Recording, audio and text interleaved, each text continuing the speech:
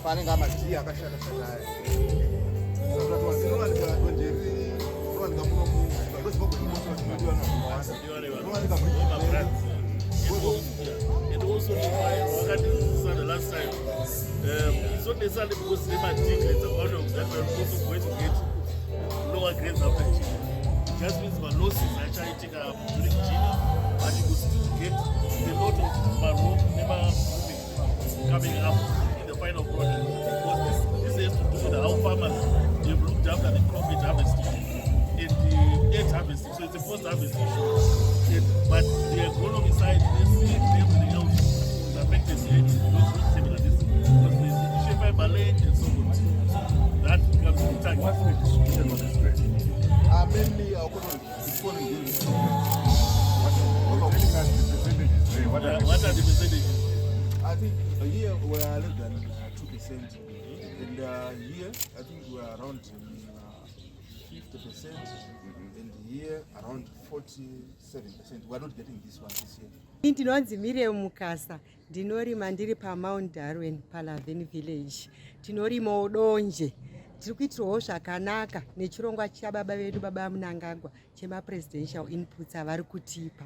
Zvinhu nyangwe zvakaoma sei, asi kana yakwana nguva yezhizha zvese tiri kuzviwana pachena. Uyezve nechirongwa chekuchera makomba chepfumvudza.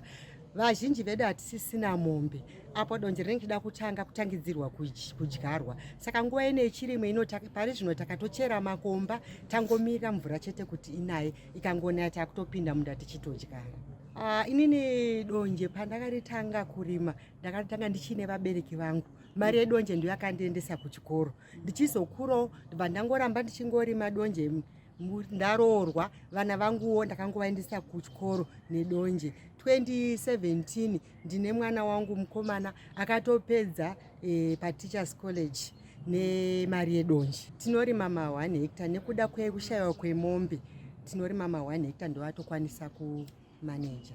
Ndorima ndiri kuMount Darwin district, Ravin village. Kurima kwatiri kuita tiri kutenda baba vedu vaMnangagwa vari kutipa mainputs yakakwana. Ndinorima hectare nekuda kwechallenge yakaitika yekuti hatisisina mombe. Saka tiri kungorimawo zvinoenderanawo nehectare.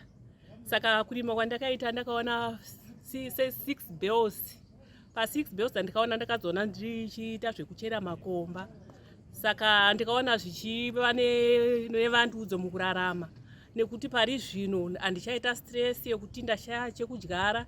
Nekuti mbeu nendapuwa pachena, fertilizer pachena, mishonga pachena. Saka isimba rangu chete randiri kushandisa. Iko zvino handichisina kuomerwa. Vanhu vangu vakuenda kuchikoro zvakasununguka. Takuvakawo dzimbawo dzinooneka.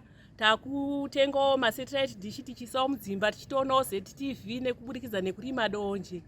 Pari zvino tikutotarisira kuti tive tichifenza misha yedu, tichicheresawo masolar panel, bhoro, tichichera mvura padhuze nekuti iko zvino donje raiva rikadzikisirwa mutengo, asi pari zvino izvi zvinenge zvaakuita zviri raiti kuburikidza nababa vedu vaMnangagwa vari kutiitira zvakanaka. Zvinhu zvedu zviri kufamba zvakanaka. Pakubva mudonje ndakavakisa imba yangu ine 5 rooms. Ine bathroom mukati yakabva yapera. Ndikatenga ma-TV yangu 40 inch nemasora panel acho zvinoenderana nesatellite dish ZTV tiri kuona tiri pamusha.